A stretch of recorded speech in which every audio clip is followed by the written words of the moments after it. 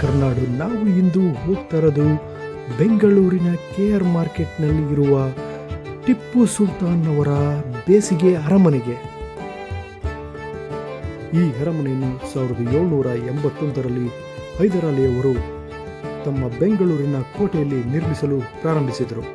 ನಂತರ ಟಿಪ್ಪು ಸುಲ್ತಾನ್ 1791ರಲ್ಲಿ ಈ ಅರಮನೆಯ ಸಂಪೂರ್ಣ ಕಾರ್ಯವನ್ನು ಪೂರ್ಣಗೊಳಿಸಿದರು. ಈ ಅರಮನೆಯು ರಶೀದ್ ಜನ್ನತ್ ಎಂಬ ವಿಶೇಷ ಹೆಸರಿನಿಂದ ಕೂಡ ಪ್ರಸಿದ್ಧಿಯನ್ನು ಹೊಂದಿದೆ. ಅರಮನೆಯ ವಾಸ್ತುಶಿಲ್ಪ ಇಂಡೋ ಇಸ್ಲಾಮಿಕ್ ಶೈಲಿಯಿಂದ ಕೂಡಿದ್ದು, ಗೋಡೆಗಳು ವರ್ಣರಂಜಿತ ಹೂಗಳಿಂದ ಚಿತ್ರಗಳಿಂದ ಅಲಂಕೃತಗೊಂಡಿದೆ.